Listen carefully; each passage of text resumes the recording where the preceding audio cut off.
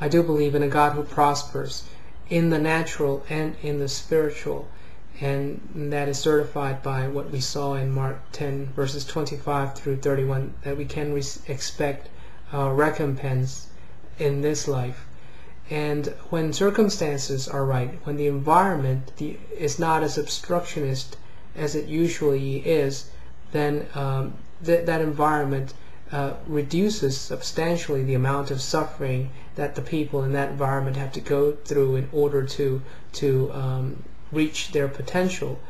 And also the environment creates the opportunity for great material and emotional, in other words, body and soul prosperity to be manifested.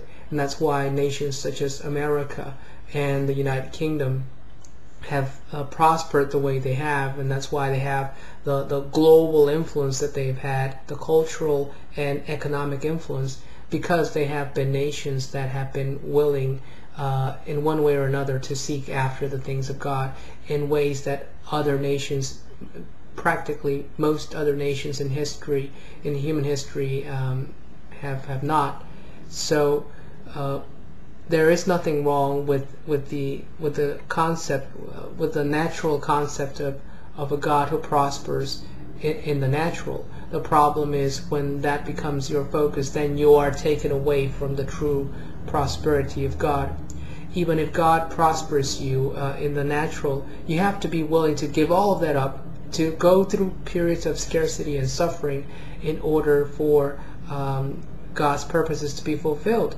That's what Jesus asked the rich young man. The rich young man had been prospered because he was a righteous man. There was prosperity in his life, material prosperity as a result of his righteous living. But Jesus said to him, give all of that up and go after the other prosperity. And he was not willing to do that. So as long as we are not attached to this natural prosperity, there is nothing wrong with expecting God to bless us. But that prosperity and that blessing is in many ways constrained by what others may or may not allow into your life. As we said, the obstructionist will can do much to hinder the manifestation in the natural of God's perfect purposes for you. But God does want you to prosper and be healthy and have a good life.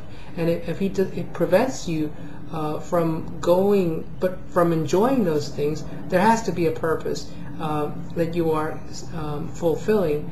And it's possible also that there are other wills that are getting in the way. But there's nothing wrong with having this constant expectation of God rewarding you for your suffering. That's why in 2 Timothy chapter 4, verses 6 through 8, Paul says the following. This is written shortly before he died. He said, "For I am already being poured out as a drink offering, and the time of my departure has come. I have fought the good fight. I have finished the race. I have kept the faith. Henceforth there is laid up for me the crown of righteousness, which the Lord, the righteous judge, will award to me on that day, not only to me, but also to all who have loved his appearing." So he was constantly thinking about that reward, that crown of righteousness that was going to be given to him. He lived with that hope. And notice that it mentions here, I have finished the race and kept the faith. And as we saw in Hebrews 11, faith is the assurance of things hoped for, the conviction of things unseen. You cannot be living by faith. The Bible says the righteous shall live by faith. You cannot be a righteous person living by faith without hope.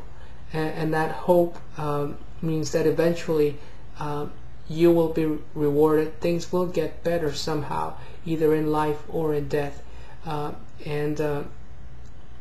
And as long as you are not attached to material prosperity, you can have an expectation of God rewarding you in this life for the things that you have been willing to do on his behalf, because God's plan for man is complete and it's perfect.